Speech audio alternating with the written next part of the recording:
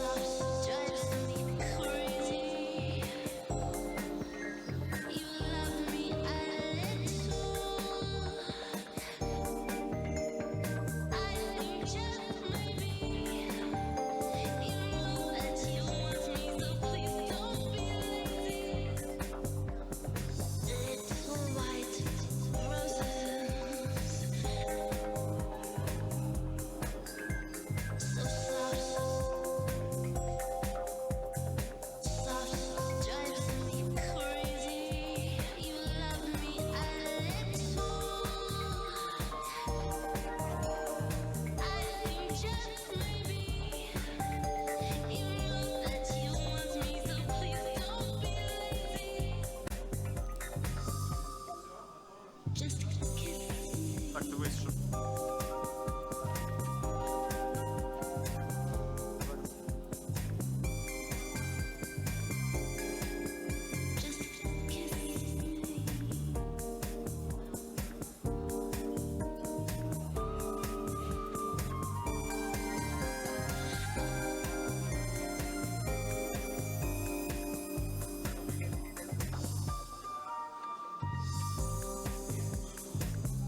Це багато.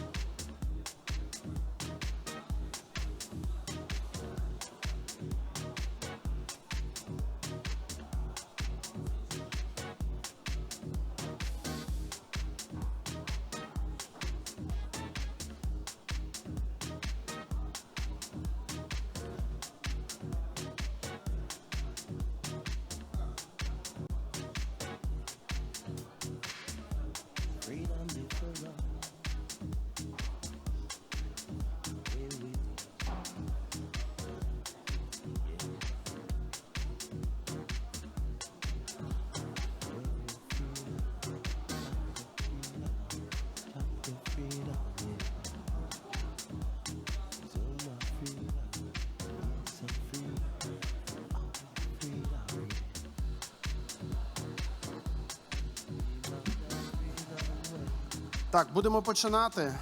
Okay, so we're about to start, I guess. So, dear colleagues, I would love us all to take our seats.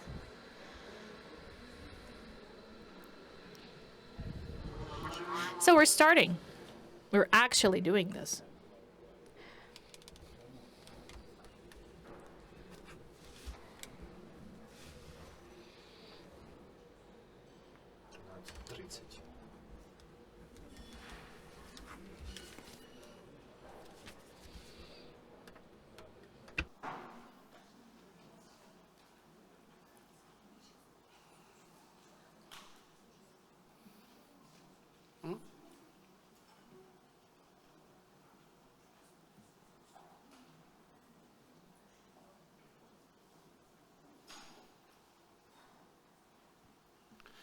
Так, всім доброго. Okay, so good morning, ladies and gentlemen. My name is Roman Shakhmatenko. I'm the team lead of Energy Environment Portfolio in UNDP in Ukraine. And I'm really pleased to meet you all at this event today where we will introduce the first draft law on the foundations of green recovery of Ukraine. Before we start, I would like to have two things done. So first of all, I'd like to announce some of technical issues. So if we have a raid alert announced, we're not leaving this place, we stay here. So with the translation, okay, we have simultaneous interpretation here. For offline, it goes in your headset. And you can take your headset. So the first channel Ukrainian, second channel is English. That is pretty simple. So for online, there are two Zoom channels. So please, you can use that. So today we gathered to discuss a very important pathway for Ukrainian development. We'll speak about our recovery, and I would love us all to start this event with a minute of silence to pay the tribute to those who died, civilians and military both.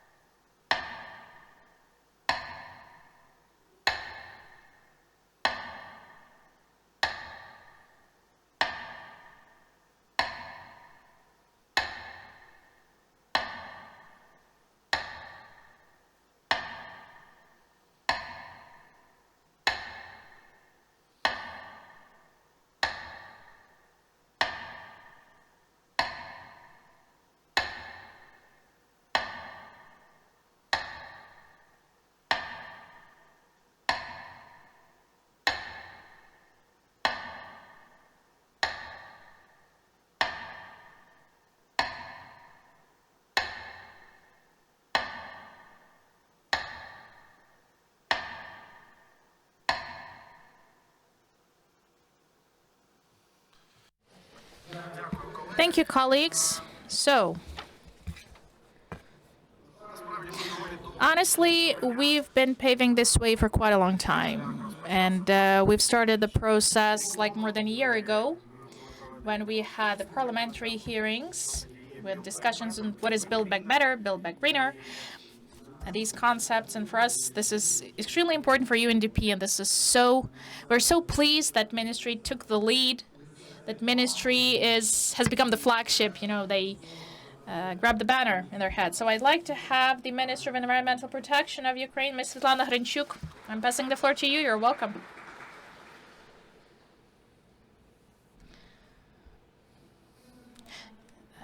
Good morning, dear friends. Good morning, dear colleagues, ladies and gentlemen, your excellencies. Thank you for visiting us personally offline. I know that for Sweden and for Belgium, who are our reliable partners in terms of green recovery, first of all. So your participation is of huge importance. Oleg, Olena, and the MPs and the parliament. In general, I guess you are the key player, you're the key stakeholder when it comes to green recovery of our country, because you are adopting the crucial laws, the most important laws, all the legislation that we actually require in Ukraine to make sure that we build the green economy in our country. Green, sustainable, balanced economy. That's what we're talking about. So in a week, Ukraine will take part in URC conference in Rome. It will be held. So this will be the fourth conference. The first one was Lugano. Then we had London, then Berlin, and in 2025 we eventually have Rome. So at Lugano conference, for the first time we heard that. For the first time we heard this. Something about Ukrainian economy recovery, how to help Ukrainian economic sectors revive, like build back better. We heard it for the first time back then. Then this concept was evolving, it was growing, and everyone was putting its own sense in that. Each sector of economy has its own vision of build back better concept. But we see, what problems do we see? Currently, we have too many of those sub-concepts, and each has one's own understanding.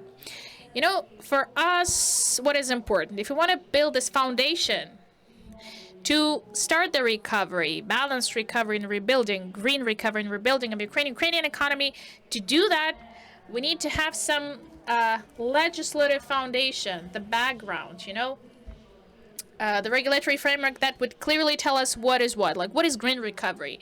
What is green taxonomy? Which principles and rules are there on the table? What should we follow in each of the economy sectors to make sure that we truly build and rebuild a strong, a sustainable, a balanced state? So recently, well, instead of the word sustainable, I prefer to use balanced more, you know, because this is what the Ministry of Environment actually is about.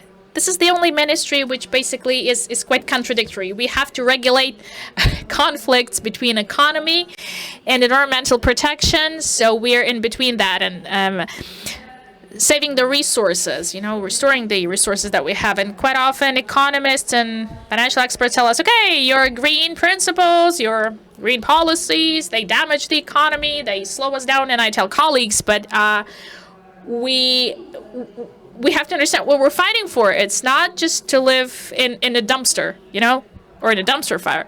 We want to live in a beautiful, prosperous, thriving country. And that's why we have to seek for balance every single day. So I'm really pleased that our colleagues, international partners, and national organizations, that they fully share these approaches, that they agree with us. I'm grateful to UNDP. Thank you for actually being so helpful and responded to this call that we need to have this proper regulatory framework for green recovery in the country, and we have to clearly identify rules and principles for each sector of economy. And that's how the idea emerged to have this draft law on green recovery designed, and we will introduce only the first draft, like the very, very first paper, the very first idea. So we'd like us now to start to push this broad public discussion. The very first problem that this law will handle, to regulate and balance the terminology, the glossary, to have the same glossary for all. What is green recovery, for us to stay on the same line and understand that, like how it's going to happen. Secondly, engagement and let's say processing the investment, handling the investment. This is an important block, an important part. So we as an example, we took the green taxonomy of EU, and we understand that at least somehow we have to implement the green taxonomy within this law, via this law, for our investors, for our partners, you know, to make sure that for them it's easier to evaluate and select the projects to invest eventually in the country. And of course, in so many dialogues and so many discussions at forums with our international partners, especially with the EU states, there are no objections. They agree that investments will flow to the projects with a strong green component, which are targeted at sustainable and balanced development of Ukrainian economy. And with this draft law, we plan to identify very clear criteria to direct the investment flow later in Ukrainian economy development. So for that, we have so many tools, existing tools under Ukraine facility and special pillars that are ready to work with that are ready to invest in public sector and in private sector, in both, and some clear rules and criteria and principles will only help us. These will fully comply with the EU member states' approaches, because before this event, I've had a discussion with colleagues, and Chapter 27 on climate and environment is one of the toughest, I'd say. And the negotiation process relies so much on this chapter, and it will actually impact the negotiation within other chapters, of course, the process itself, because environmental protection issues and climate change issues for our partners, for EU partners, and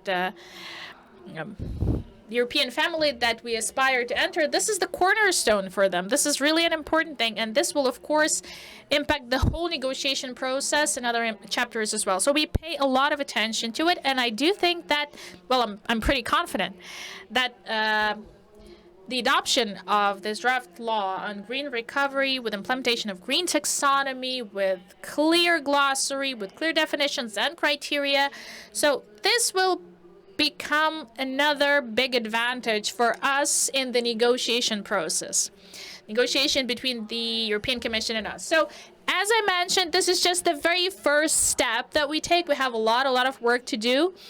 In the nearest future, I would like each of you, with your knowledge, with your expertise, please engage to this process. Just help us to make this draft law better, to improve it, for us to introduce it to Verkhovna Rada in autumn, to have a very balanced paper that will be completely agreed by everyone, with all the interests on board, but with the focus on Ukraine's recovery in terms of getting a better country that will give us a better life for each Ukrainian. Thank you, colleagues.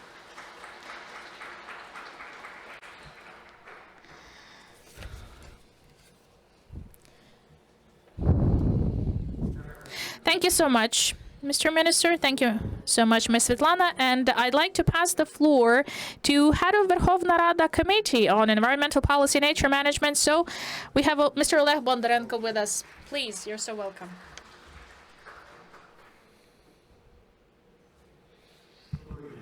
So good morning, dear colleagues.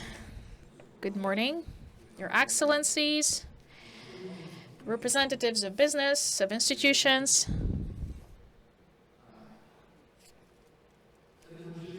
I think that everyone, all of you that we have in this room today, you all remember that the recovery issue, the Ukrainian recovery issue, I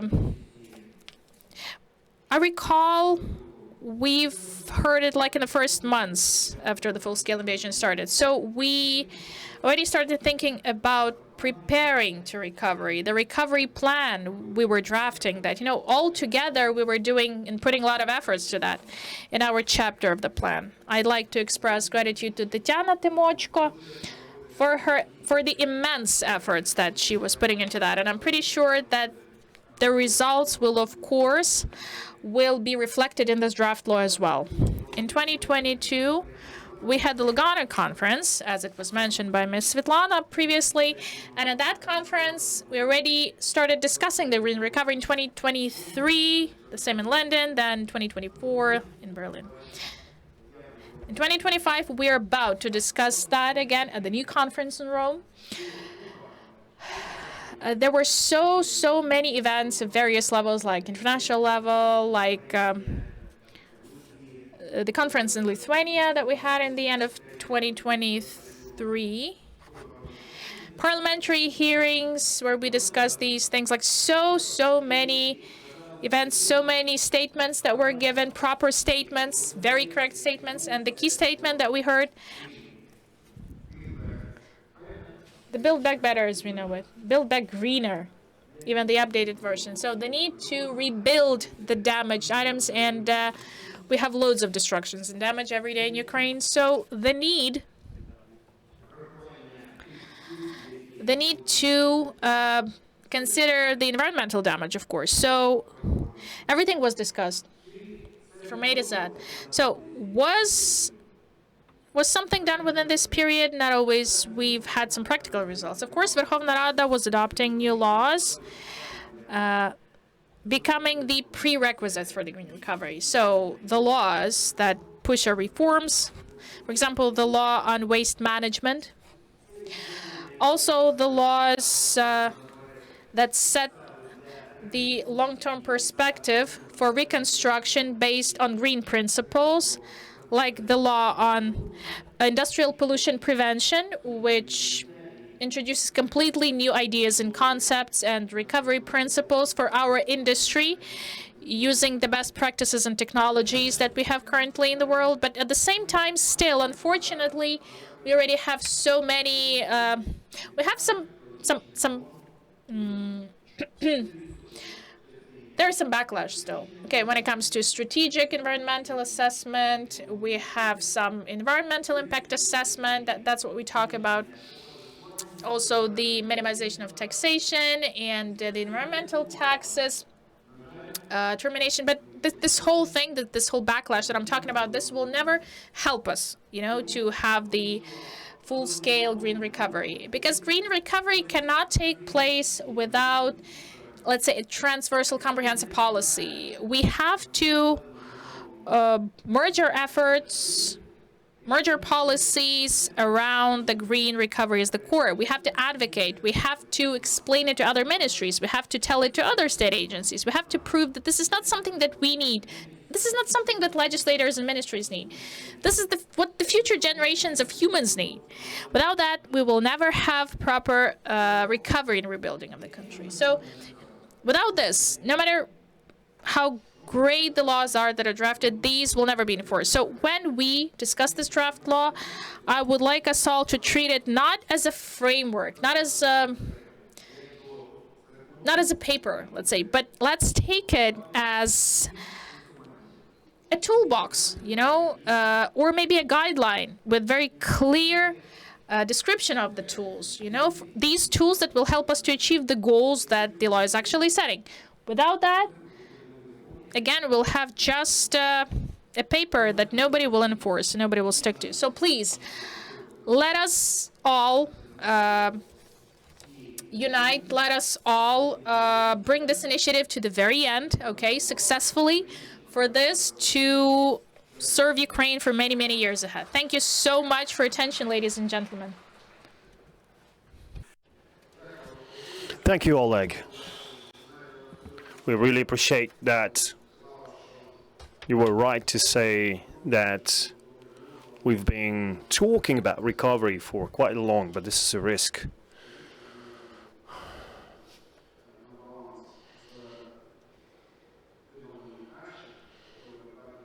And we have build back better, build back greener concepts. This is one of the things that we want to introduce using this draft law. But this would be impossible without our reliable partner, Swedish government. So I would like to give the floor, Your Excellency, Ambassador of Sweden in Ukraine, Martin Åberg.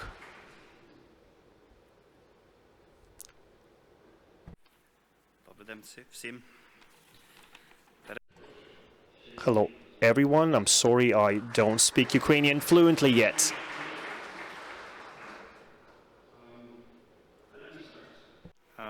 By reaffirming Sweden's strong support for Ukraine.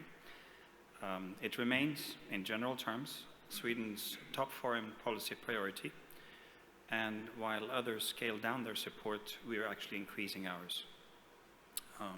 Our support this year, both civil and military, is greater than ever. In total, more than $5 billion.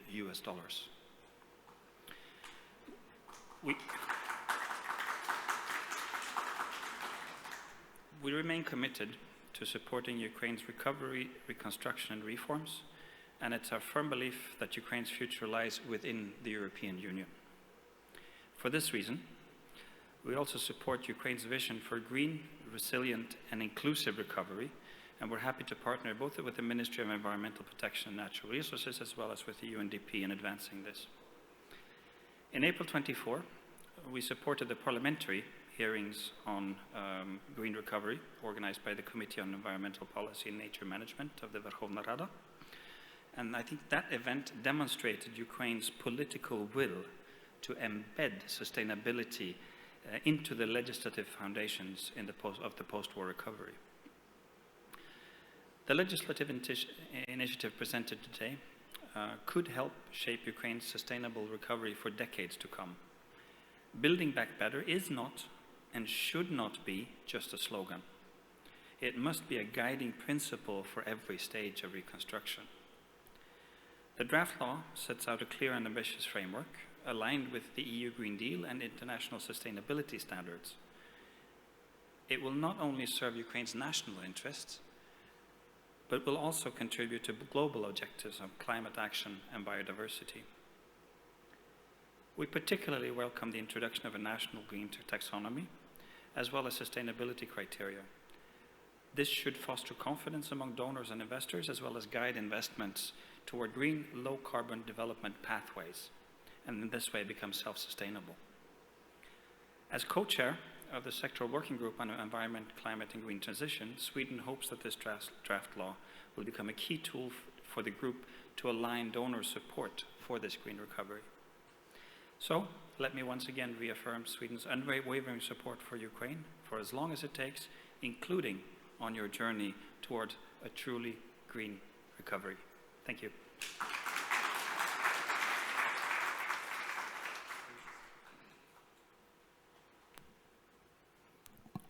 Just once again, I would like to say the words of gratitude for our unwavering support of government of Sweden to Ukraine. Indeed, Ukraine has partners, Ukraine has donors, but I do feel that Ukraine has friends also. So thank you so much for the support and thank you for being here today. А також я сьогодні хочу Besides, I would like to give the floor to another high guest, the ambassador of Belgium, Mr. Luc Jacobs.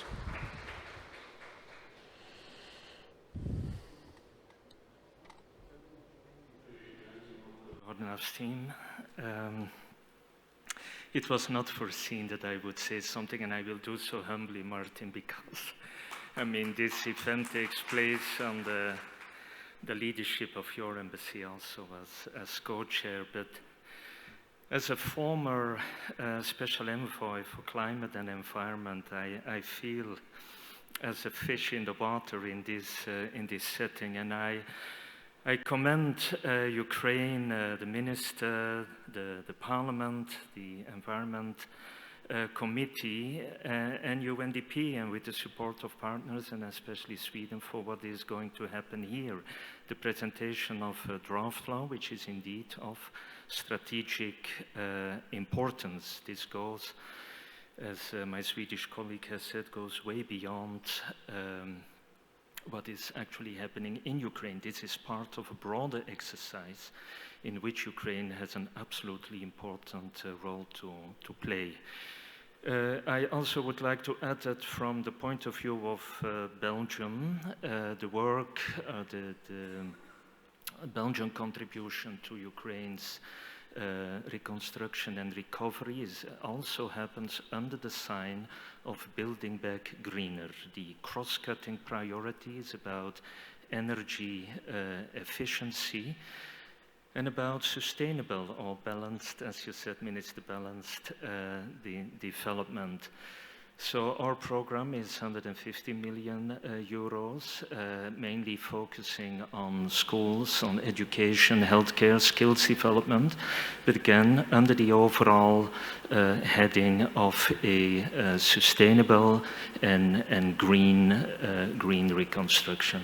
So wishing the workings of this conference, I will follow them with interest, and wishing all the actors a lot of success in bringing about this very important piece of legislation.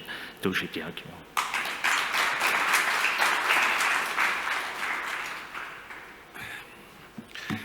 Перед тим як розпочати Before we start the panel discussion directly and start the presentation of the draft law, I would like to express a couple of things on behalf of UNDP.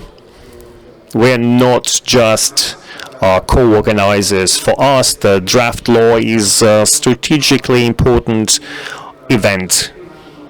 And thanks to our partners and donors, we're ready to support these initiatives until it is complete, until it is approved. When we started our efforts, I would like to express our personal vision, our personal perspective on that. When we started the discussion of the draft law, we realized that we have more than 20 definitions of what is Build Back Better, Build Back greener, like lots of different definitions. Every partner, every stakeholder and ministry had their perspective on that. We've analyzed what politicians mean by that.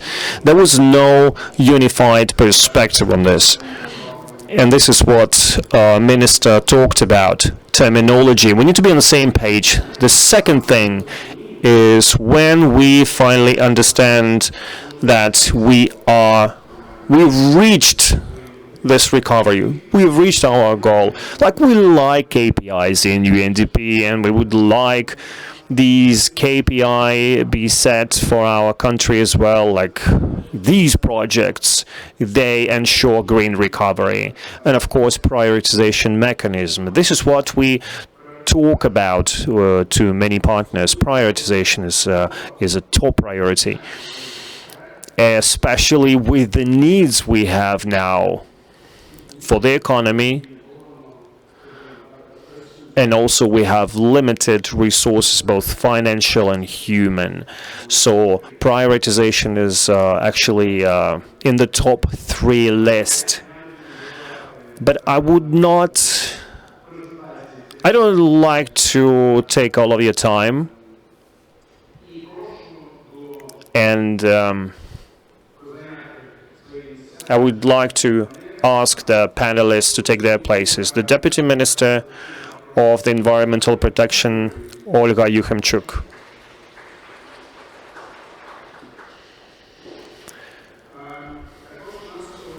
We also have Mykola Brusenko, General Director of the Social Economical Policy Directorate of the Presidential Office of Ukraine, please. We have Olena Krivoruchkina, Deputy Head of the Verkhovna Rada Committee on Environmental Policy and Nature Management.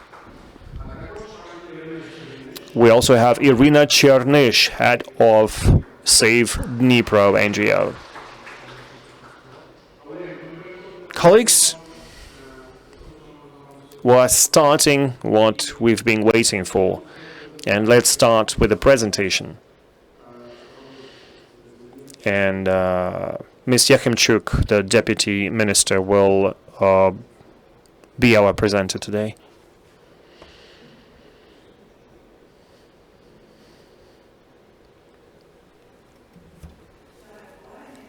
Hello, everyone.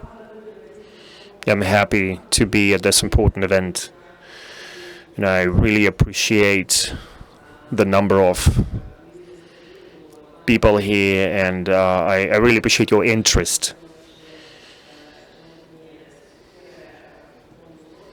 As it was already mentioned, it's really important stage, and it's super important for us to set a certain framework and lay the foundation on what is green recovery. And also supported by UNDP, we tried to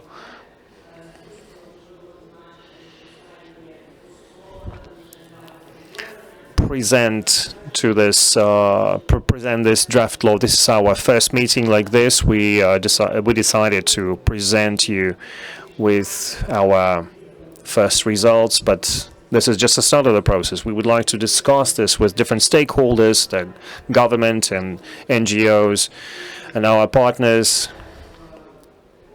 because only with the engagement of a lot of people, a lot of stakeholders, we will be able to achieve good results for our country.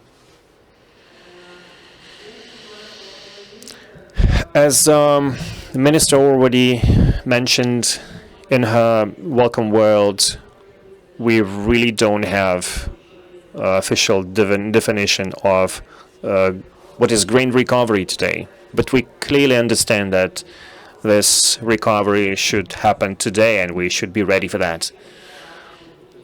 Since we see that our country has so many losses because of this armed aggression by the Russian Federation, lots of things need to be recovered.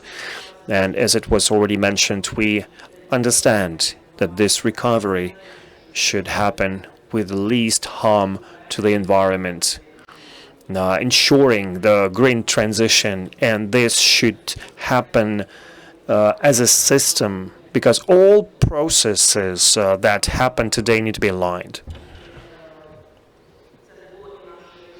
That was our goal we had in mind, to synchronize all processes, public processes, with processes that is integral part of the circular economy strategy. This draft law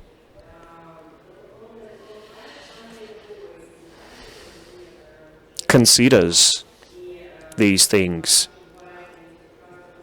and we all understand that these processes are in place in different governmental agencies. This is why this draft law describes these approaches. There are actually 7 sections in the draft law, and there is a clear definition of green recovery, what goals are in place, and what principles are there for this green recovery. You can see the architecture of the project, and you can see that the definition of green recovery is the key component. It has goals and principles. To make sure these principles are complied with, we have assessment of sustainability as a component. Also, there is another component is green investment, and also sustainable recovery measures, especially for critical infrastructure. Of course, good governance principles are the key elements of this draft law, including transparency for this assessment of sustainability. Also, it has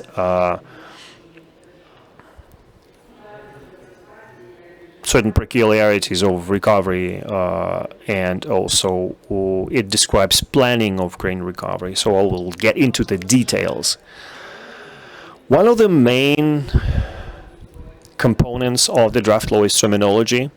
So this draft law focuses on such a term as green economy. It's a certain stage of economy that ensures economic growth, that involves less emissions, adaptations to climate change, sustainable use of water, circular economy, also avoidance of contamination and preservance of biodiversity. Separately,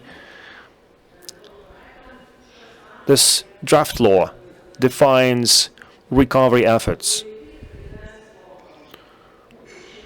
which includes public investment projects and other measures that can be approved as public planning documents or strategic planning documents, different budget programs and special funds,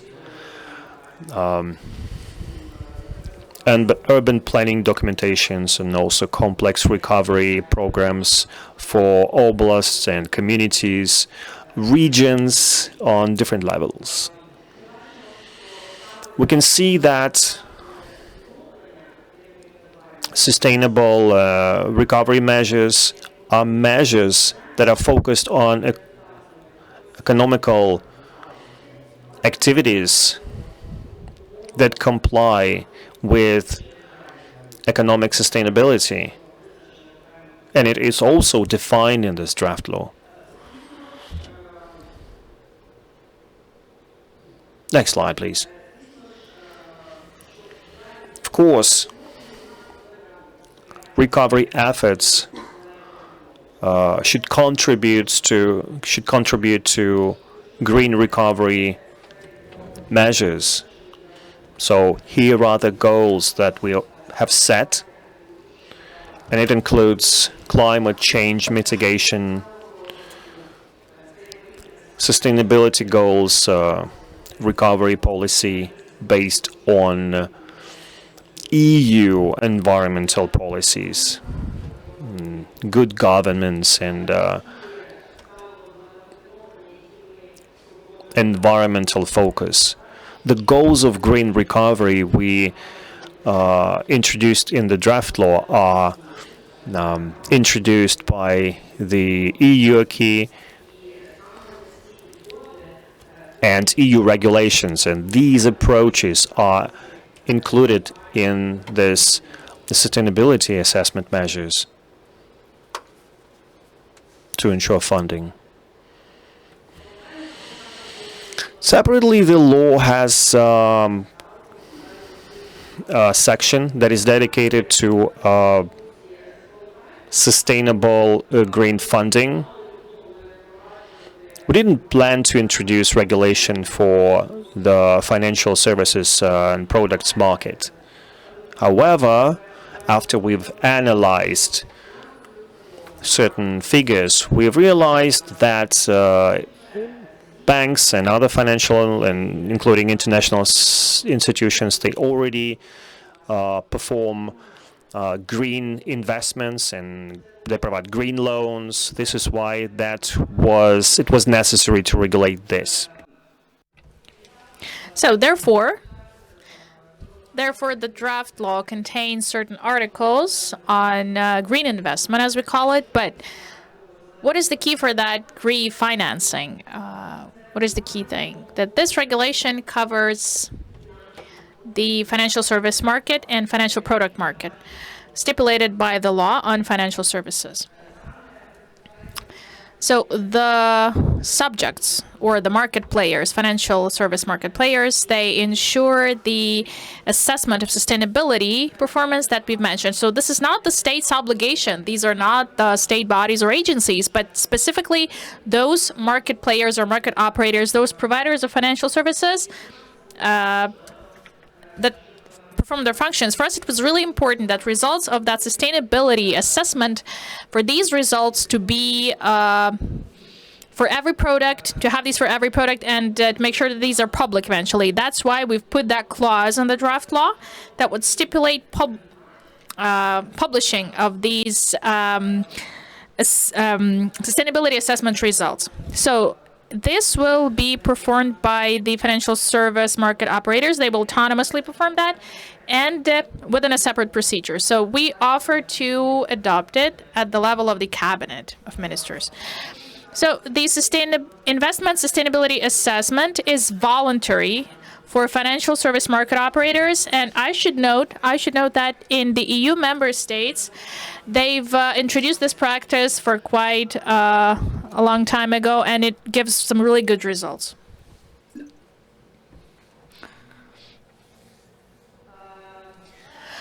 Okay, now let's speak about this sustainability assessment in the recovery process. What is that about?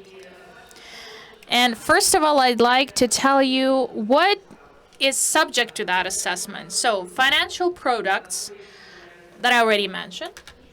And we have the recovery measures. Expected cost, expected funding will go above the amount stipulated by specific article of the law on public procurement for the services. So more than 5 million euro if this amount is exceeded. So recovery measures under this law, public investment projects and other measures approved within strategic planning papers and other legislative acts, special funds, other state level documents. So what are the tasks for the sustainability assessment is to establish compliance or incompliance. So identify whether certain recovery measures are compliant or not, or certain financial products are compliant or not with the specific rules and principles of economic activity. And we separately identified that, okay, we've separately identified these conditions of sustainable economic activity. So we have 4 key parts. Economic activity is considered to be green if it gives substantial contribution in green recovery goals achievement under this law. It does not impose significant damage, and it fully complies with technical criteria and minimum social guarantees. Okay? So these are basically the general conditions or requirements. One of the important questions that we all can ask, how this assessment shall be performed. Well, for financial products, this assessment shall be performed autonomously by the financial institutions. They will be responsible for it. And for measures, for recovery measures, this assessment will be performed by initiators of those measures. But what is important? The further verification by an authorized body, verification of that assessment results. Apart from that, recovery subjects can voluntarily assess the sustainability scope, even if these are not identified and even if these are not among the subjects under Article 7 of the draft law, okay? That's clear. So, with the next 2 slides, I'll stop at these 2 slides. I'll tell you about what does it mean substantial contribution in climate change mitigation. So for us to understand this goal, economic activity will be considered as one that gives a substantial contribution in climate change mitigation if this activity substantially promotes and facilitates stabilization of greenhouse gas concentration in atmosphere at the level, to stabilize it at the level which would prevent dangerous anthropogenic intervention in climatic system, and ensuring the goals of the Paris Agreement to be achieved. Okay, for example, this may be the storage, manufacturing of renewable energy sources, energy efficiency improvement, increasing the share of climatically or energy neutral transport, let's say, okay? So these are the things that I'm giving as examples.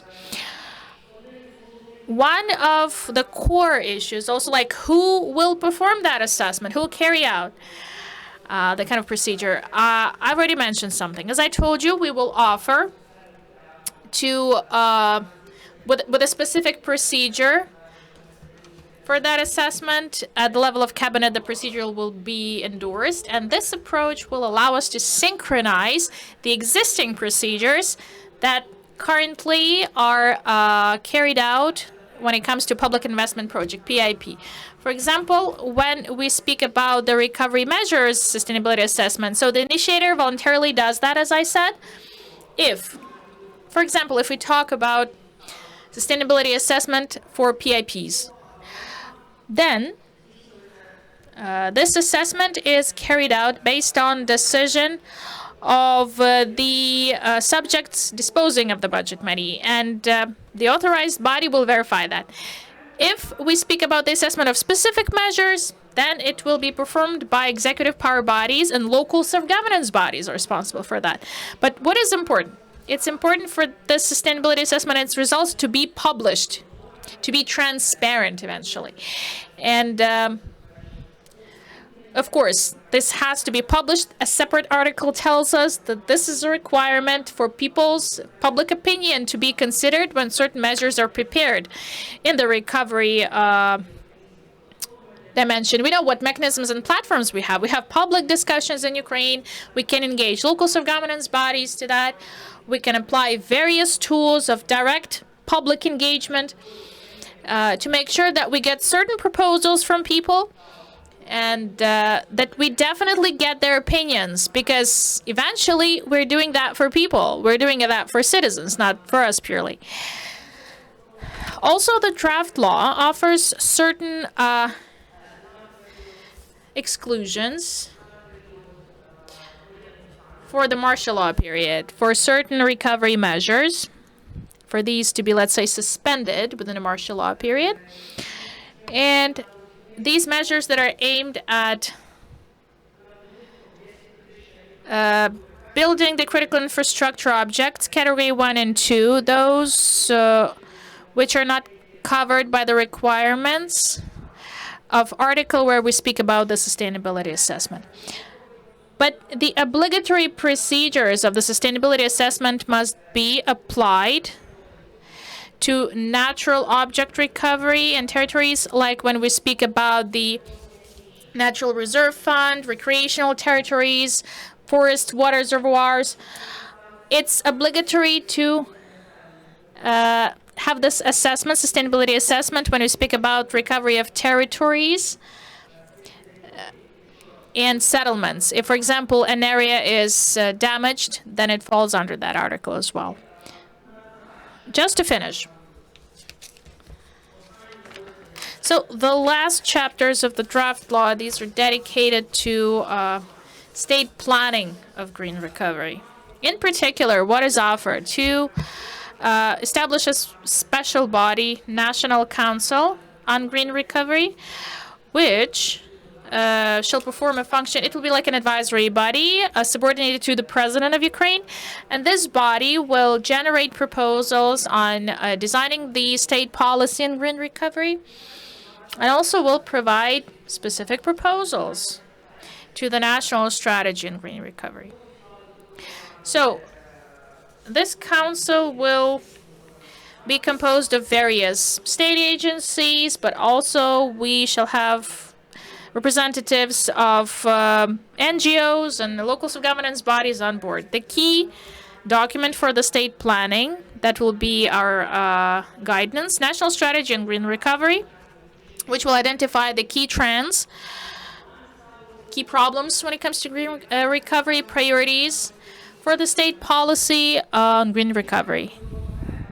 So the draft law also stipulates certain monitoring of green recovery effectiveness. We also will hear today from our experts, we will also hear about the important element of this draft law. The transversal. What is the transversal principle? As I told you, ensuring transparency of all processes. That's why the draft law stipulates a digital platform to be introduced, one that will provide open access to all information related to recovery. And today, representatives of Save Dnipro, CSO, will tell us more about the platform, and they will tell us about the accomplishments they already have in that matter. So I think I should stop here, and I do hope that we'll have some more time to get your opinions and your ideas. Maybe we'll hear of your accomplishments today, but it's important to know that these are just the very first steps, and it's important to engage a broader circle of experts to the process, truly to make sure that we all together guarantee this green recovery for the country. Thank you so much.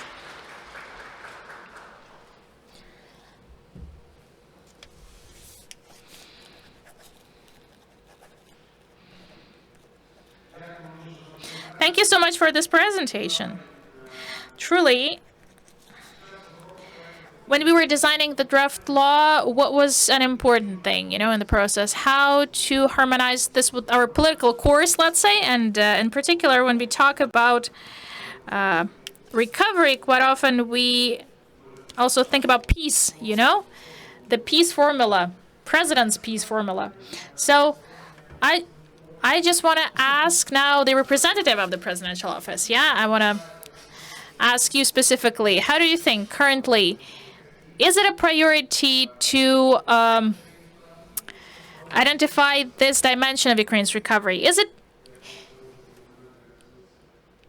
actually an integral part of the policy that we're implementing currently in the country? And is it a real thing to do? Thank you so much for this opportunity, and thank you for inviting.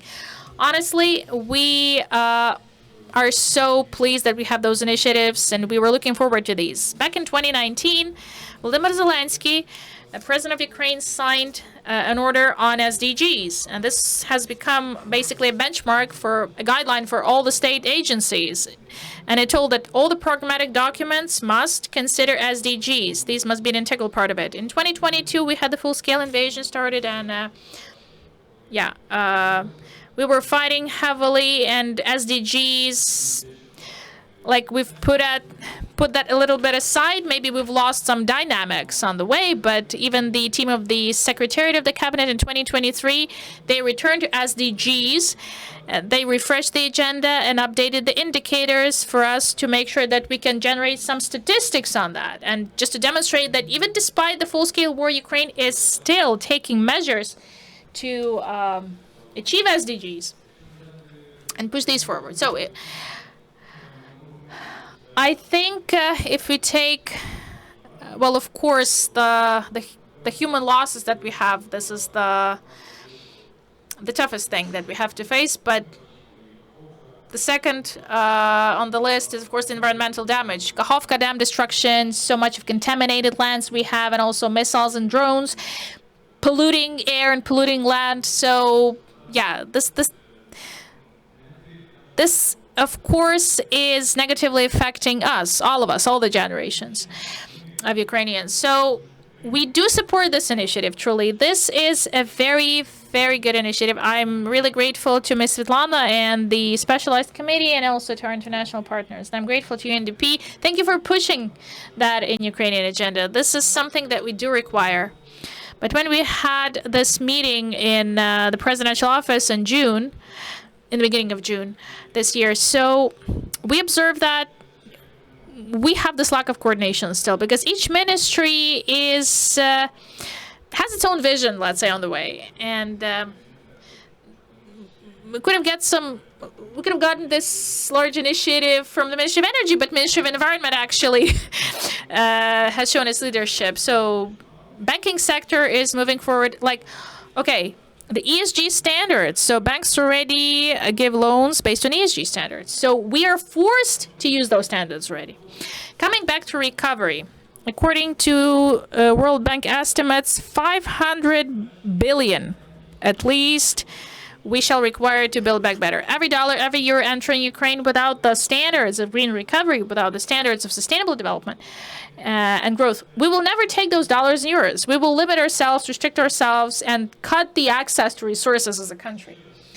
Again, I'm grateful to Ministry. Thank you for pushing this initiative. This is very appropriate. I do hope that by the end of 2025, maybe in Verkhovna Rada, I really want our parliament to vote this, and we will provide all necessary support on the way, together with the Secretariat, of course, because we now see that all the state agencies are moving in their own directions, but we have somehow to unify that all.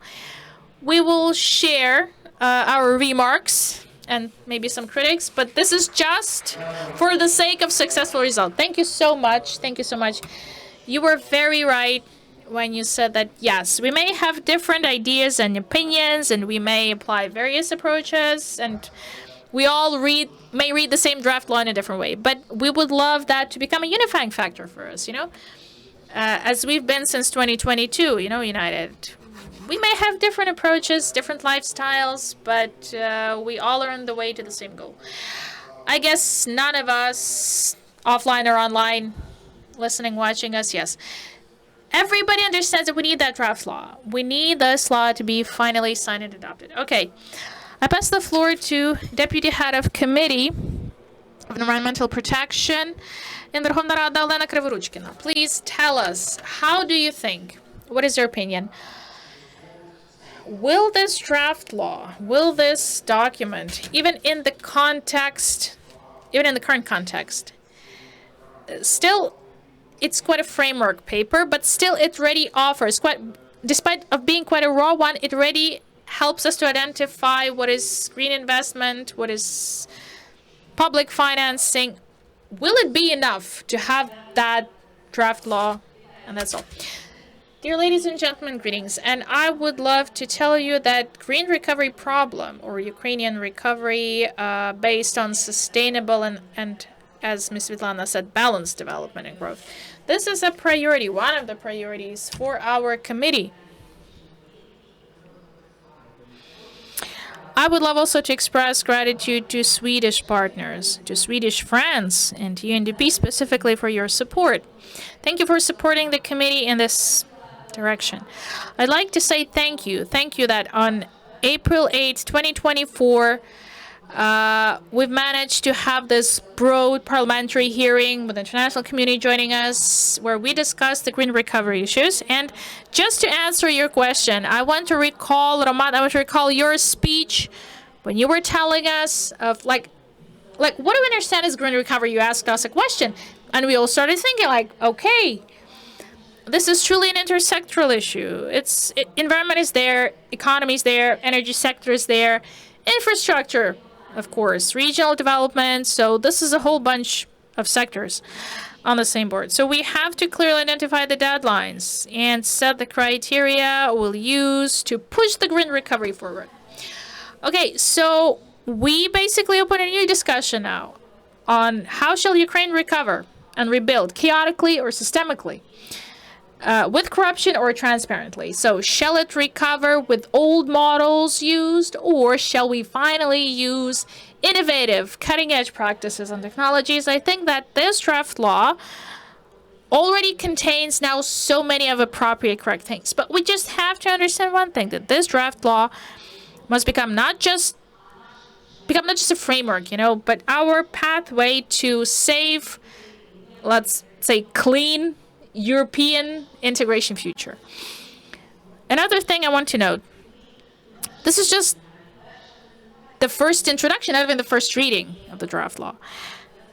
And I give a call to all stakeholders, please engage this process, okay? Just join us in that. And as Ms. Svetlana said, it's not just about adopting and putting a signature on it. We have to fill this paper with actual mechanisms. We have to enforce it after it's adopted.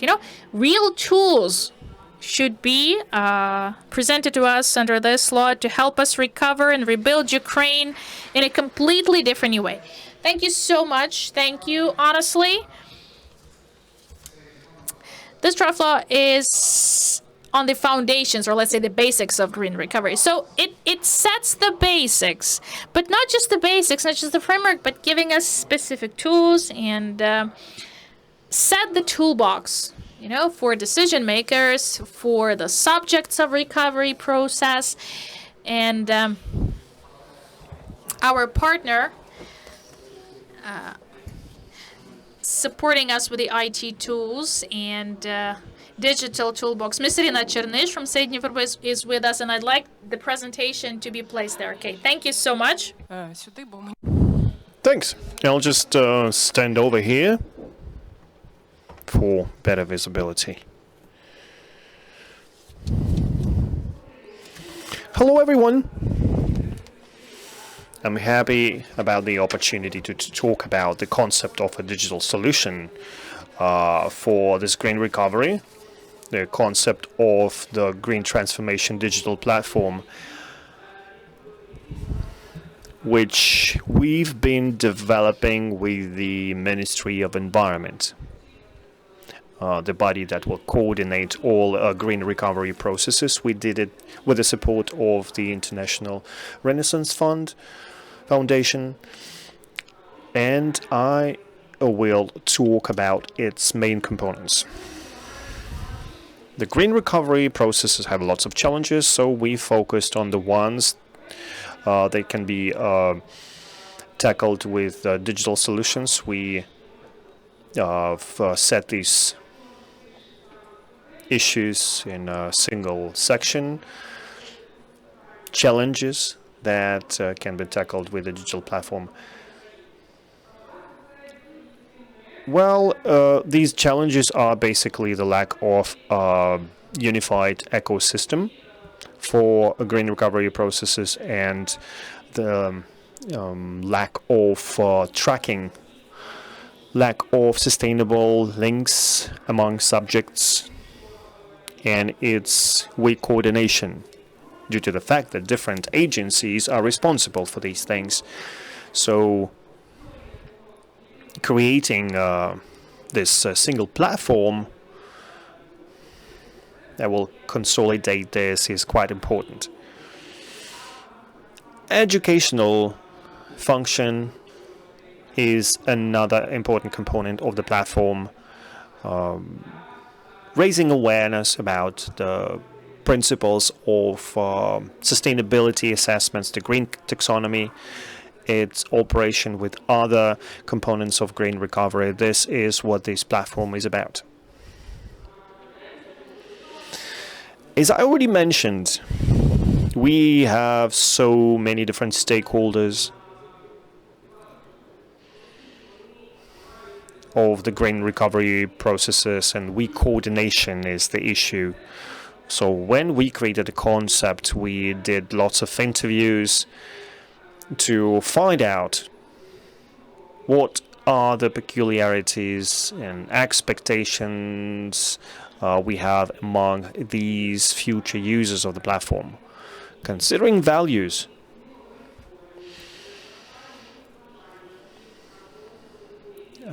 we also considered different requirements based on our research among different stakeholders, including public agencies. So here are the key features of the platform. Motivation. We want all of the stakeholders, we need to make sure they understand all of the benefits this platform would bring them. For banking institutions or other agencies, they need to understand what specific benefits they get from this platform. Education and raising awareness. We need to explain to people how these sustainability assessment mechanisms work. That's one of the functions of the platform. Conformance and process management. We need to find a single platform that will make sure these processes, green recovery processes, are aligned. Transparency and accountability. Informing stakeholders about the progress of the green recovery policy. This is something this platform would also provide. And finance, of course, last but not least, financial capacity. Project initiators and governmental agencies and other financial market players, they will need to have a possibility to find each other to ensure transparent communications, basic principles. This platform will dwell upon. We are not just creating an additional administrative load. We will just use the information that was already generated during these processes. We will not require project initiators to fill in additional forms. We will not create additional barriers. We will just use what is already there, things that are already created by different players of this process. We would like to maximize efficiency. This is why we will aggregate all information existing in the country, all information that will be created in the near future to ensure best communication. And we will not duplicate resources. We talk to different stakeholders and we had them asking questions. What is the difference of this platform from other platforms that were created before? We want to make sure we have an aggregator resource, a platform that will bring all of the existing resources on the table. so to make sure we find gaps. This is the structure of this digital platform. It will ensure explanation and step-by-step algorithm and guidance to make sure people understand what they need to do. Lists of different recovery measures and the way they will be displayed, different ways, and I will talk about them later. This platform will aggregate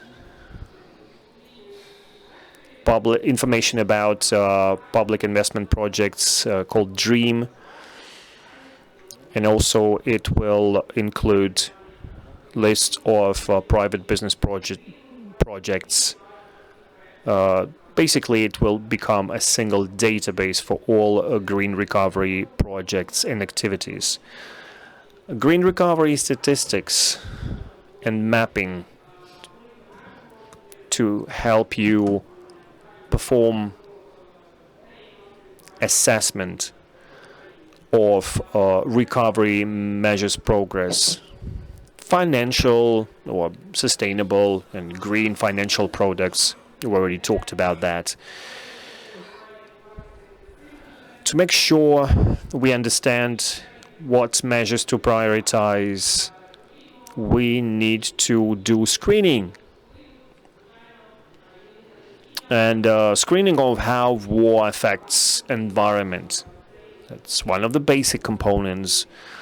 This is why we integrated this feature into the Green Platform. Legislation and state policy to make sure transparency is also one of the main components. Now, basically, what is green recovery? It's a database that explains to people about benefits of the platforms. Users will get step-by-step algorithms and explanations explaining benefits for businesses, communities, and so on. Q&A section will help you find answers to frequently asked questions. We need to motivate people. This is why we will publish success stories and publish video instructions that will help platform users to navigate through the system. State policy is one of the important components. We've been talking about the fact that green recovery is a cross-sectoral process, so we will focus on legislation and state policy related to green recovery directly. Besides, we will have a so-called library or database of cross-sectoral recovery and standards like green energy, agricultural sector, green finance, and also a database of green recovery efforts. It's all very straightforward, but this is something we can't do without to monitor and assess the efficiency of green recovery efforts. And this is why we need to have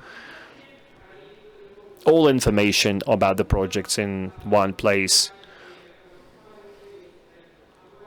You'll have an opportunity to view statistics on projects in terms of funding, region distribution, areas, mapping. It will include additional layers that will allow you to assess different processes on occupied territory, temporarily occupied territories, its proximity to the front line, and so on and so forth. Sustainable green financial products. We've talked about the importance of financial statistics and the fact that there is a market of green financial services. It's been implemented by the banking sector as well, and also international partners and donors.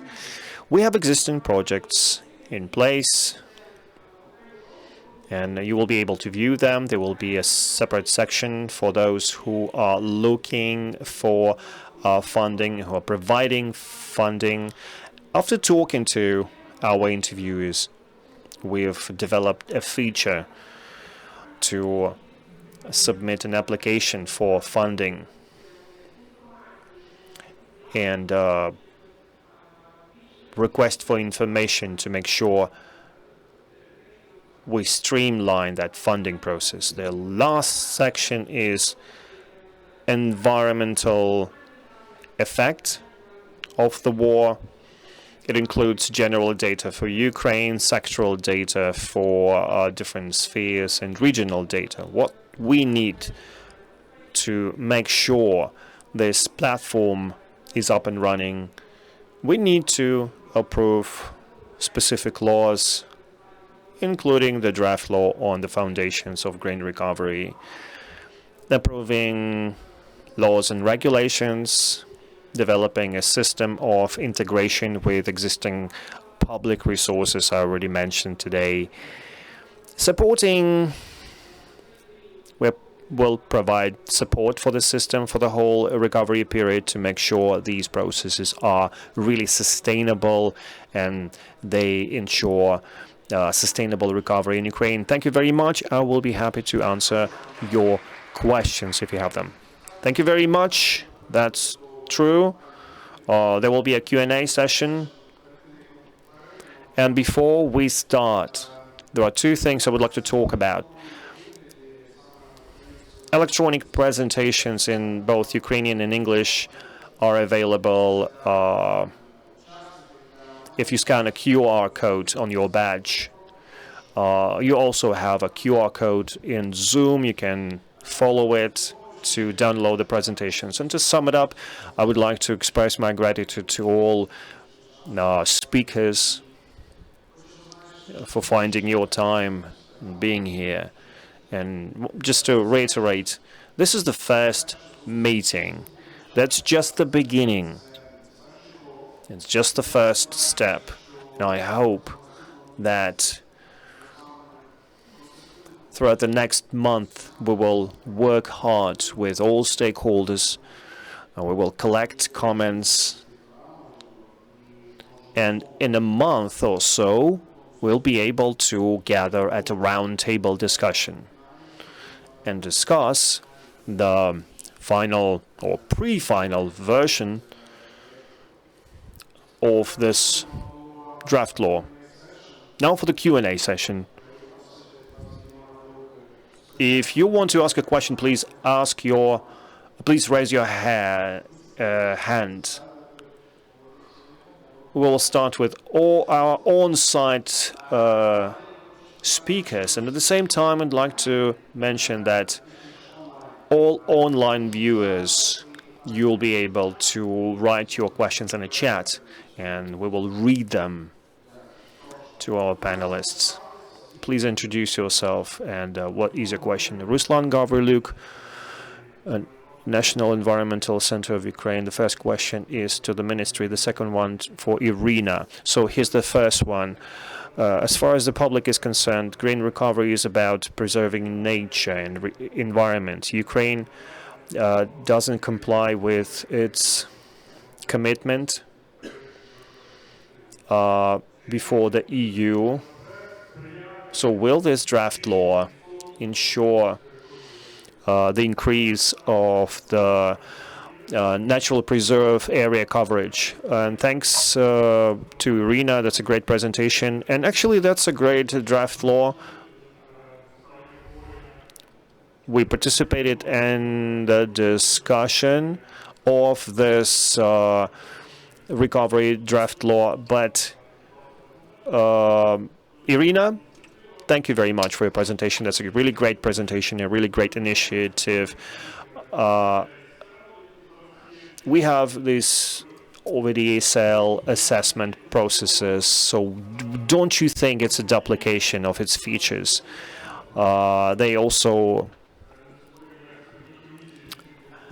Are you going to duplicate the manual management mode they're using, and will it lead to corruption? And will it just copy paste whatever is done by the ministry today? Thank you very much for your question. That's a very relevant question. Actually, this draft law on green recovery,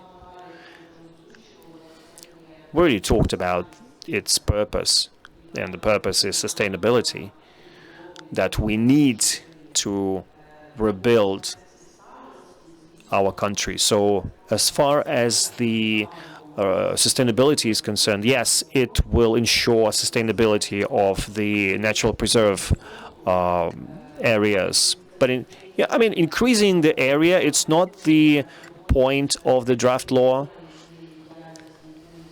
So it doesn't cancel what we did as part of our strategies and to increase the coverage of natural preserve areas.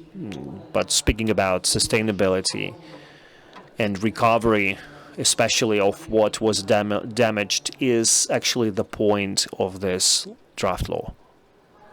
Thank you. Thank you for your question. We've answered a great deal of such questions, and we didn't want to create just another digital monster or a digital form that will complicate the processes instead of making them streamlined and easy to use. So over there, no, the efforts that are part of the platform will be assessed for sustainability based on official procedures on green recovery and regulations that will be developed for it. They will include special procedures and commissions that will ensure verification and assessment will be done by initiators, actually. And the platform's job is to display these projects to ensure transparency in monitoring and information dissemination. Well, in terms of its difference from different platforms, speaking about the DeepSea platform that was created with the Ministry of Economy and the Green Transition Office, we had a conversation with the Ministry of Economy and the representatives of the Office of the Green Transition. What they will do as part of their platform that will be presented actually at the URC conference 2025, and we'll be looking forward to that. And it will be reinforced with other tools that will ensure functional interaction between businesses and different financial and banking institutions to ensure information exchange on the initiation and readiness to implement different projects. Thank you so much. Let's step to another question, please, Mr. Mochko. So I don't have questions. Just to be respectful to everyone, I'll step to the stage. Because Ruslan was asking questions like from the last line. Yeah, from the last row. Okay, so I would, my name is Tatiana Temochko, head of All Ukrainian Environmental League. No questions from me today because a very well-structured presentation of the results and my gratitude to the ministry, of course. We see that there is certain succession and that there is continuity in the ministerial activity. We've mentioned 2022. On April 21st, 2022, President signed an order to establish this Recovery National Council to help us recover from the war damage. That's what I want us to focus on. Because it's like we're creating some parallel process without tying it to the existing accomplishments. Because in 2022, more than 16,000 people in 27 working groups, within 6 months, they were discussing those ways, those projects, those results. Of course, the ministry was playing a key role. with a focus on green recovery. Therefore, of course, the draft law that we've heard of today, the draft law on the green recovery basics, it cannot be like a separate recovery. It's not a separate recovery process. We already have certain ongoing processes. This is the same dimension, but we just have to bridge that. Because everything we heard of today, these, okay, like another separate national council for the green recovery, okay, we'll have so many, like plenty of those national councils. Let's not create a separate national council on green recovery. Let's integrate the environmental component. Let's use a green thread, and for that to be present, let's say, in all the sectors, in all the parts of our life. When we talk about the green recovery principles, these cannot be completely separated, completely segregated from something. First thing. When we talk about a draft law, we have to keep this cross-sectoral approach, or we have to put it there. What I was amazed with, and I want to focus on that, the legislators in the ministry, okay, it's not just some abstract green recovery we speak of on some other planet, extraterrestrial planet.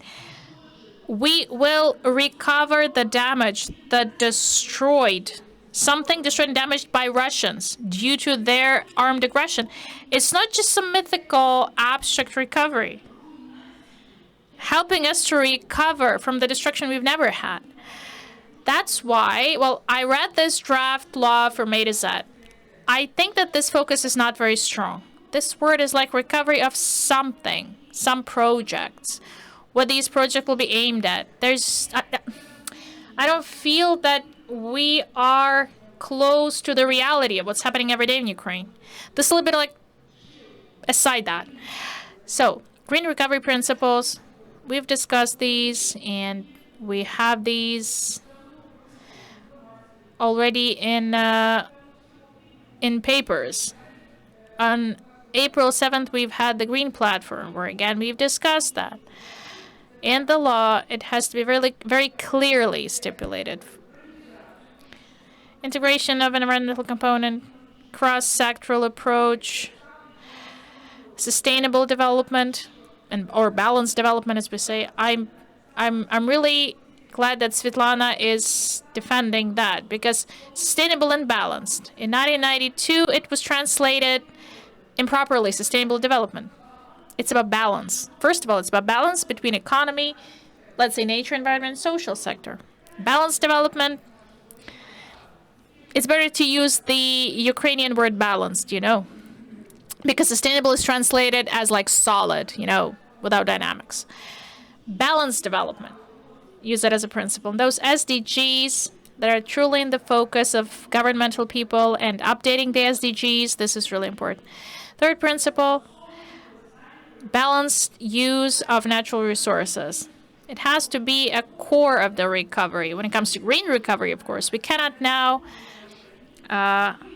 spend the natural resources, waste the natural resources to recover the country and leave nothing to future generations.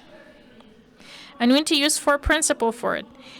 Environmentally oriented decisions. When we sign agreement on rare earth minerals, we have to clearly realize that this has to be for our benefit. This has to be for our country's benefit in 100 and 500 years. Okay? This has to be the vision. Next important principle, inclusive development and gender equality. It should be put in the law. The green recovery principle, it should be there. Because this is for everyone. This process is for all of us. It's for equal rights. And now women's role completely changed during the war, because our men are defending us now mostly, and everything is mostly done by women now. Everything is pushed by women mostly. So this principle has to be there. It fully complies with all global trends. Accountability of the process and transparency. What Irina mentioned, the platform, this will help us with that. but with a platform. Public tells and insists that this platform should not be a separate one. We already have an application ecosystem. It's already functioning. We have various registries already in the ecosystem. So we are even far beyond other ministries in other countries. Okay, so if we create another green recovery block, it should be technically integrated, structurally integrated in the system, ecosystem. Then it will, we will definitely have some proper interaction between those. When we speak about European financial tools, the law pays a lot of attention to that. Even more than we need, because there's a huge pile of bylaws already there. So we can already take that as a foundation for bylaws.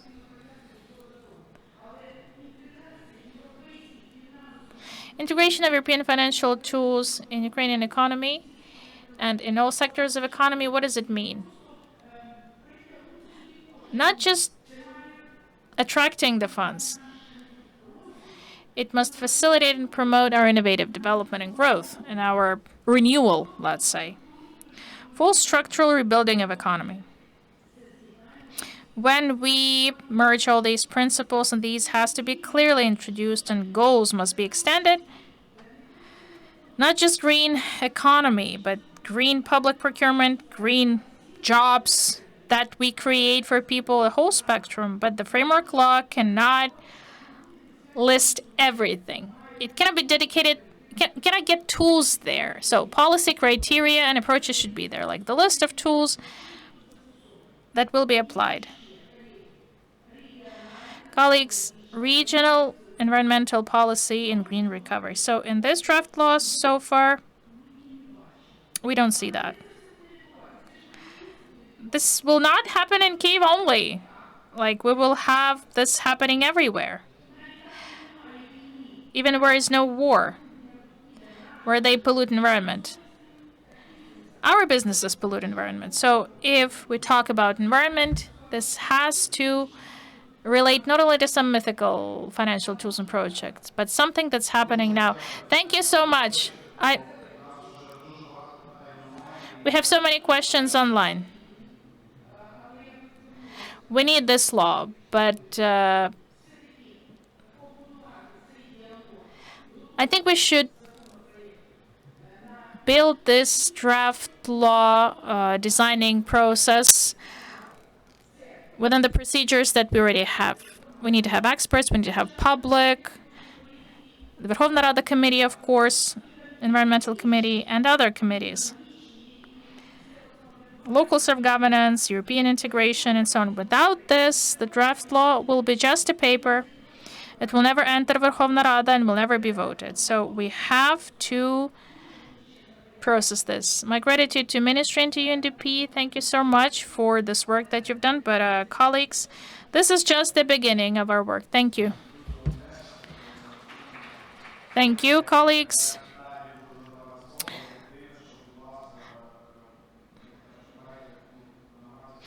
Okay, please, let's be brief because we are already beyond the agenda. At 1 p.m. we have to finish, yeah.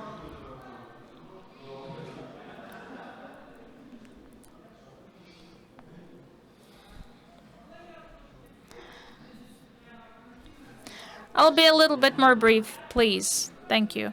So first of all, I'd like to express gratitude for this truly important initiative. Yes, we do need this law, and the discussion that the lively discussion that we have here, it actually tells us that each has one's own vision when it comes to green recovery. But what is important? Setting the deadlines and setting the directions of this recovery with considering the prioritized sectors of the economy. I haven't seen that in presentation. We have the understanding, I do hope everyone has it, that economic component is integral in the draft law. We have prioritized categories of economic activities, and these should be mentioned in the draft law, of course. I also want to mention that I want to talk to authors now, okay, authors of the draft law. You spoke of taxonomy and 2 regulations you mentioned. So again, we have the 3rd regulation, very important, because it also defines taxonomy and defines what is the type of environmental or green economic activity, what exactly is a green product, green service under the taxonomy, EU regulation 2174. It wasn't mentioned here. Please, we need to implement this, and we've been talking about that at the Platform of Advisory Group on Sustainable Development.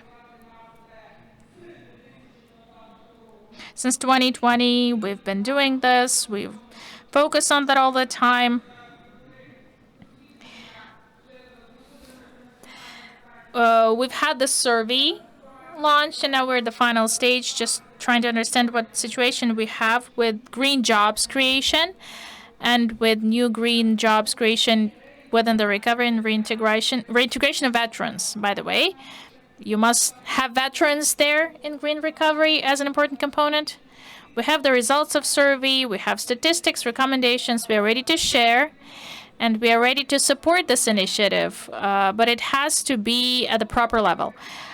When it comes to digital platform, I have doubts that we can integrate it there with what you have, but still a lot to process. It can be integrated with eThread, but it has to be a separate resource. I haven't seen neither tools for green recovery in the list.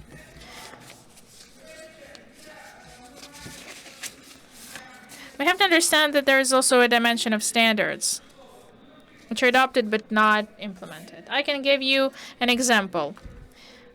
One of the standards on resource effectiveness in construction, it was designed upon the request of Ministry of Infrastructure as a requirement of EU,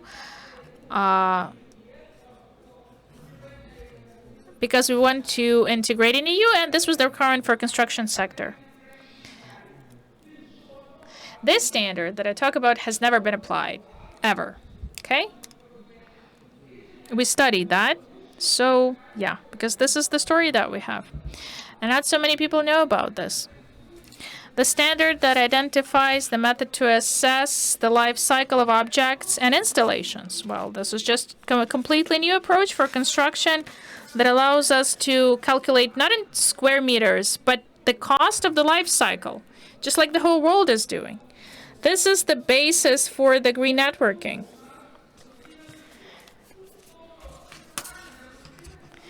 So the regulatory framework standards, it's designing and implementation, and the most important thing is enforcement and application. Training. It's not just the environmental experts, Elena. We need them, but we need to have architects aware of these green construction standards. Energy experts who will give us new sources, new RES. We need people who will construct infrastructure objects using the huge amount of waste that we have, construction debris. But truly, we need to legitimize that with the law, with the framework law. And, of course, the cross-sectoral interaction, yes, for us to apply the tools. Otherwise, this will be just a framework. Thank you. So a question and a comment. So Ms. Irina, please. Thank you so much. Yeah.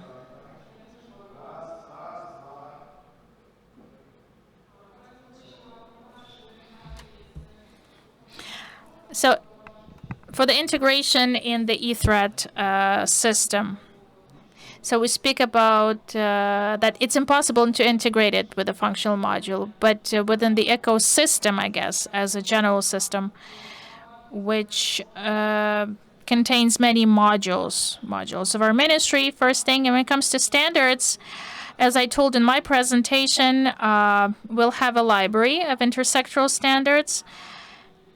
and including the construction and energy sectors. And agriculture, if we speak about standards, only in 3 of these sectors we have more than 300, okay? Not to get confused. For all initiators and participants to read that, this will be in the platform.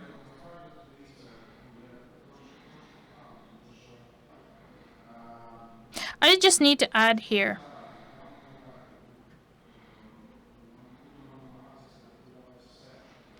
If we will try to regulate everything that we can with this framework law, we will bury that, well, first of all.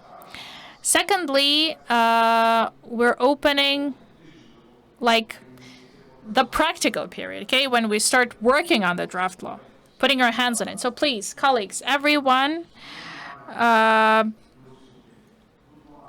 everybody staying up with us online and offline, I would love to get your written remarks. Please, we're opening this opportunity. I will comment, okay, because partially it was mentioned. We will never be able to regulate everything, all the problems with this one single draft law. Because you know that ministry is very open and they're ready to engage all stakeholders to the process of discussion, because we do understand that in the process of recovery, there are so many experts we have. We have economic experts, energy experts with us on board, and architects and designers, all spheres of our life. And all the problems that Valentina spoke about, and Miss Svetlana, these are important things. These are important things. Yeah, and we have to step to it properly from the standpoint of architecture and the package of papers, you know, and documents that we have to adopt. So let's try to be very constructive and let's think like what should be there in this draft law.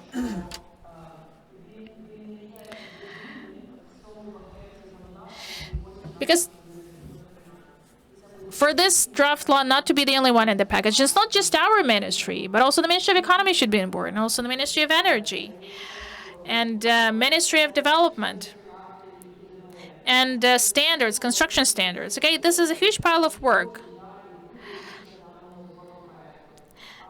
that we will have after that draft law. The key task, what was the key goal actually? To launch the process and to at least set some strategic direction, to have some common ground established for everyone. Like, what do we want to have in this recovery?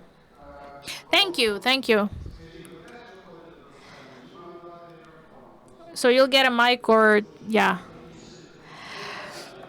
I can be a little bit more modest, okay? No need to step out. Богдан Вихор, Executive Director, WWF Ukraine. Okay, it's pretty logical, and Miss Yulia mentioned that, yes, this draft law will push us to European integration with a very clear focus. The green taxonomy is a framework law, okay? Please, let's not expect too much out of it, okay? It's important to have a framework, benchmark, and key principles.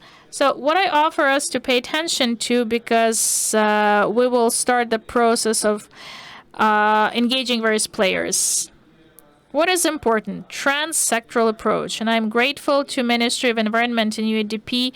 Thank you for leading the green recovery process. But in further dialogue, we need to make sure that we harmonize it with Ministry of Economy, Infrastructure, and so on. So special focus. I offer to integrate those players, to jointly create this architecture and share the responsibility for green recovery. This is very important. And second thing I'd like to mention, so war took more than 20% of the territory. Russia took 20% of the territory. We have, how many of contaminated areas? We have more than 20% again. Okay? For agriculture, it means these are losses for agriculture. Annually, they lose approximately $11 billion generated by those areas. Forestry, $3 million, and so on. In the context of this law, I would offer to think us, how can we take these contaminated, affected, war-affected territories, polluted territories, as a separate block in the law, because we have to return these areas. We have to return them to our, let's say, economic turn flow. Minimum 20% of our GDP. Okay, if we speak about natural resources, we have to think like, how shall we return that resource? Also water, not just soil. Thank you. Thank you. Oleg, you wanted to say something?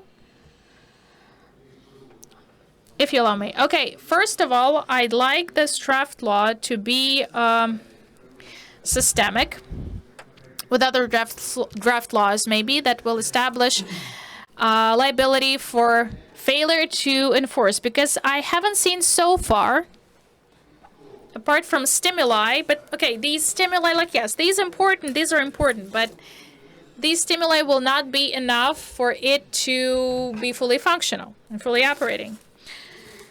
So, accountability. Secondly, I haven't heard something that I mentioned already within my speech. We have to stop the backlash, okay? We need to stop this negative trend in our legislation. There must be clear moratorium introduced. We have to stop the backlash when it comes to various environmental principles, yes? And also, we have to stop shrinking the natural reserve funds. Also, the taxation, yes, the taxes to enforce the law. So all of that should be in the law. If we want this law to be functional, fully functional, we have to put it there. We have to stop the process that we have. Yes, truly, we can see that new institutions are established, okay? We can see that now these institutions, that new National Council that we have, new Presidential National Council, will accelerate, they will process legislation. I think they will present some new initiatives, and we would really love us not only come to that council and ask them, like, please, don't give us, okay, no new requirements, no other, like, backlashes, no backlashing, please. No canceling, just don't, no canceling, no requirements canceling. For all the laws to be enforced by everyone and to be obligatory for everyone. This will be cross-sectoral then. Thank you so much. Thank you so much. Прошу.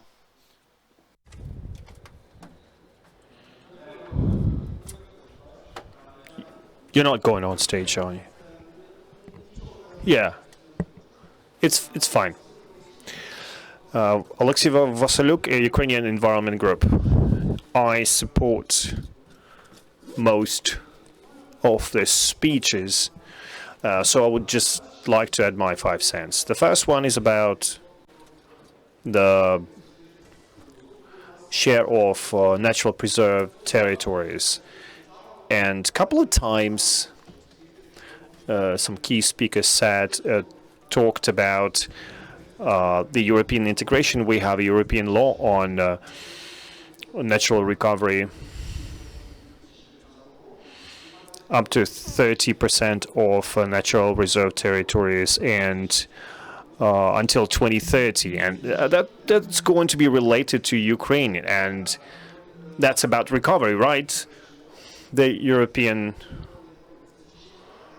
recovery or restoration law, this is what it's all about. I'm not criticizing, but the authors behind it didn't want to make sure it complies with European law. But that's quite important. We understand that as a result of the hostilities, not only the infrastructure suffered and the Ukrainians, thousands of Ukrainians lost their homes, but also natural reserve areas were lost and damaged. Physically, now we have less area dedicated to natural reserves.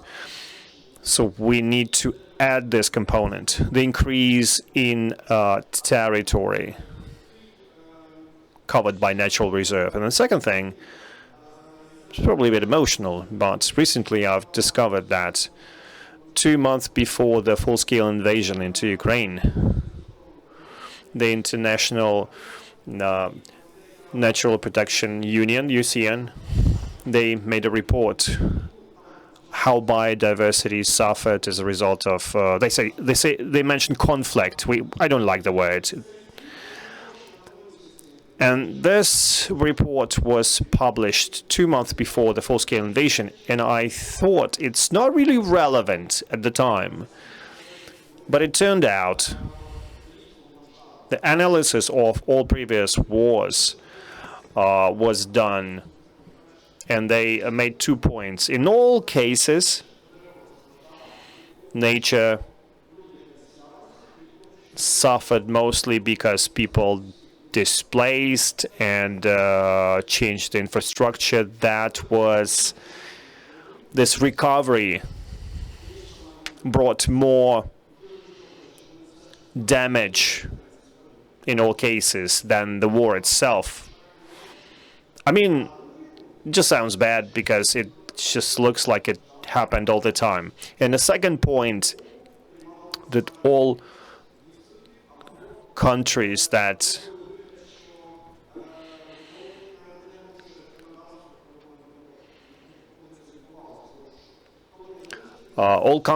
received help and assistance for recovery, they didn't think that these damages to the environment was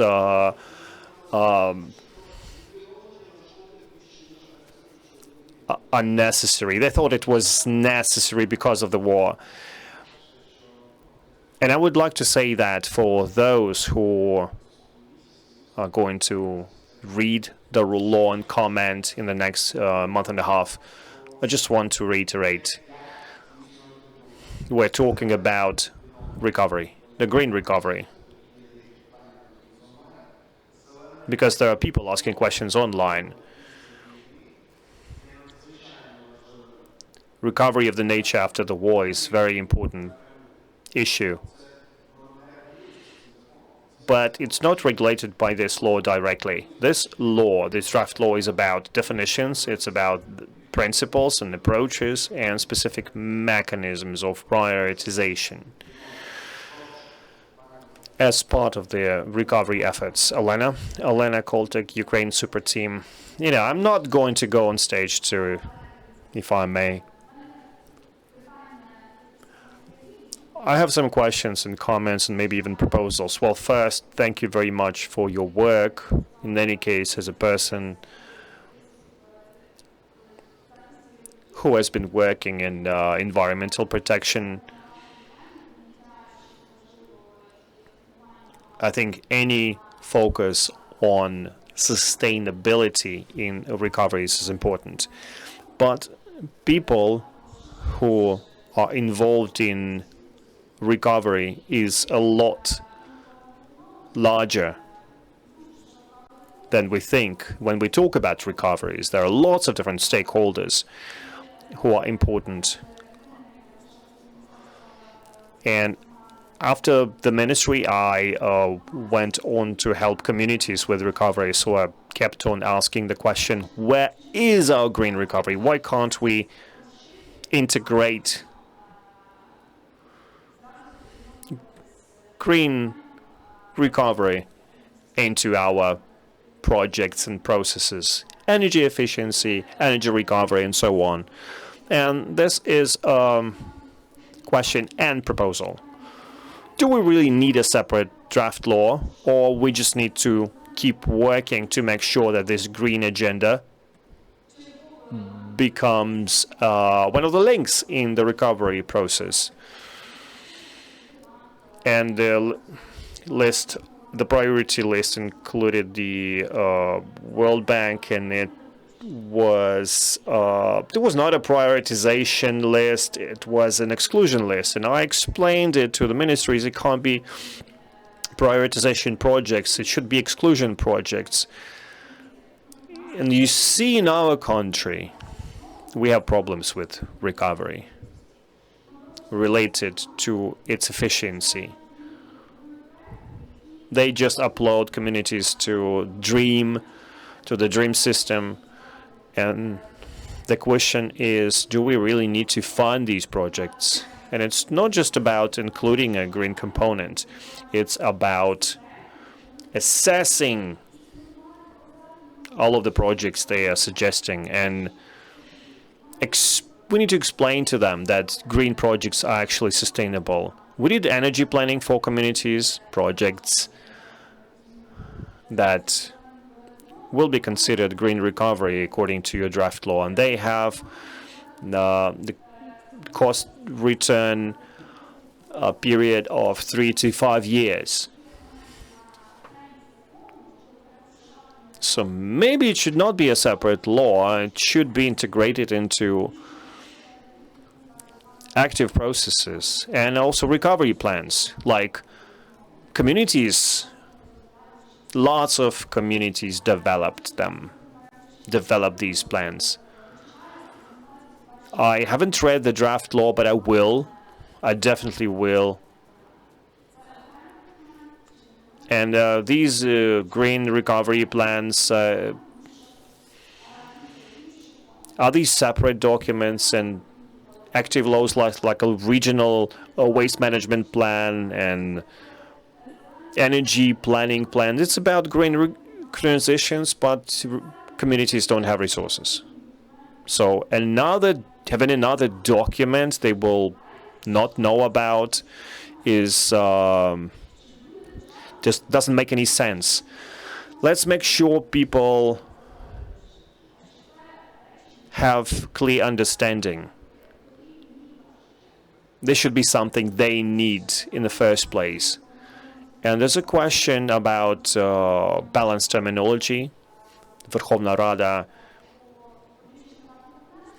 approved another law on public-private partnership.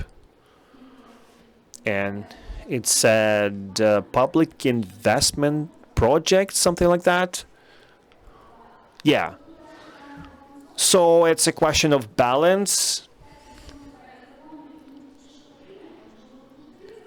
Maybe we can just include the green recovery component into the existing law. When we talk about public-private partnership, what we did, we just integrated into the law. And number 3, there will be no green recovery if we just have these different laws. If we don't amend the active laws, like there's a regulation on the decree level, everybody used it, but on the legislational level, we didn't harmonize it with the existing law. So we have to harmonize it, and we need to amend the existing laws to make sure they are aligned, because otherwise there won't be any green recovery if we don't have norms and regulations on green construction products. If construction workers don't understand how it works, they just won't use it. If they don't understand standards, they will not use these green materials. So it should not be a law for its sake. We need to integrate practical instructions and steps to make sure people can use it in practice. Thank you very much. Well, there are lots of people wanting to ask a question. Just a very short comment. The Parliament approved the public partnership law. There's a financial foundation to implement funding of different projects that will be available in all villages and towns in remote areas, and now communities will have better transparency and access to financial resources. And I don't agree that this green recovery, this important subject, and clear terminology can be integrated somewhere. It should be a separate framework law that will define the terminology and mechanisms and the policies and the strategy, and then based on that foundation we'll be able to integrate it into the regional policies and the economical policy and the community development processes. Mr. Moderator, can I just support our representatives of the committee? Actually, we are a bit late with this initiative. For many years, the EU is ahead of us. We need these things, and we just need to popularize this.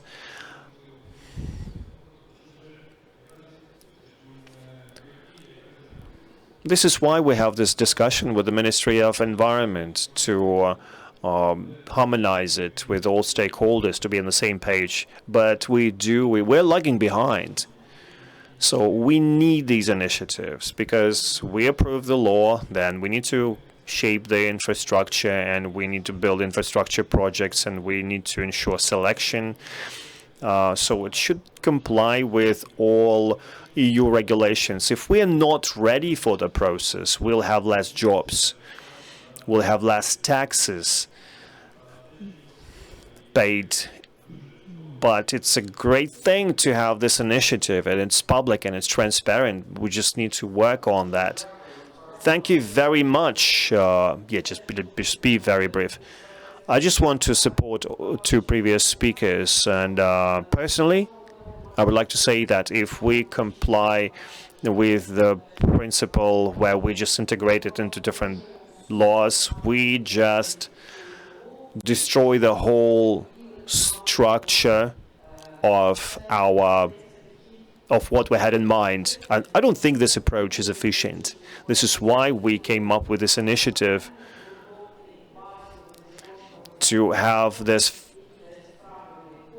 basic law on the green recovery that will lead the way, and then we'll work on the necessary documentation that is very big, but it's still important. And this law on green recovery should be an impetus. Thank you very much, colleagues. Actually, I would like to say sorry to our online viewers. We won't be able to read all of the questions, but this is just the first meeting.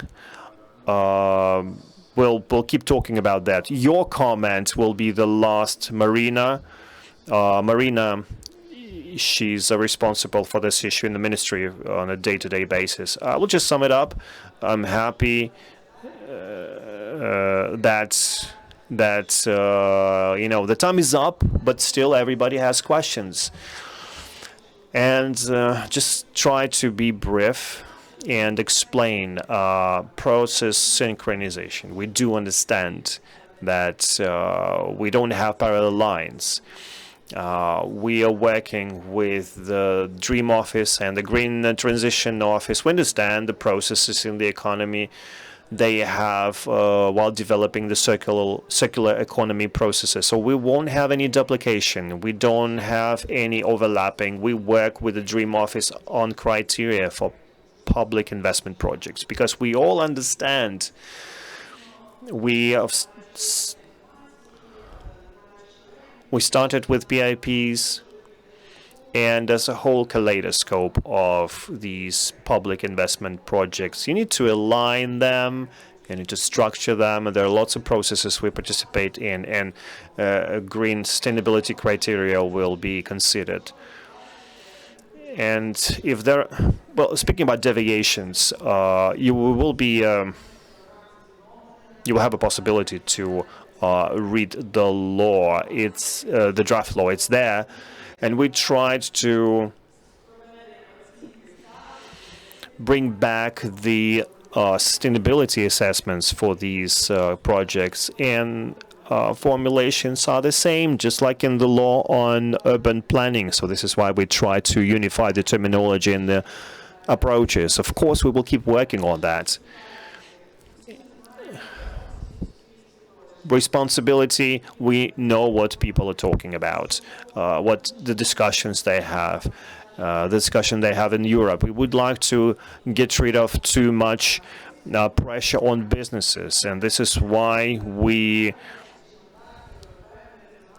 include the responsibility component. And I know people, the way people respond to it. but there will be a possibility to do this sustainability assessment by will. You don't have to do it. You will not be forced to do that. But we will just start with big 5 million plus projects on infrastructure. And after we approve the law, we'll try to improve it. And even in the process of our discussion today, the draft law will change. It will be improved. So thank you so much for these comments. We have a lot of work to do.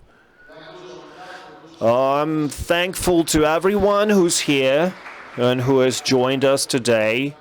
And I would like to say thank you to the law developer team, Alexei Andruhevich, who is online. He wasn't able to come. And thank you so much and congratulations for starting this dialogue. It won't be easy. It won't be quick. But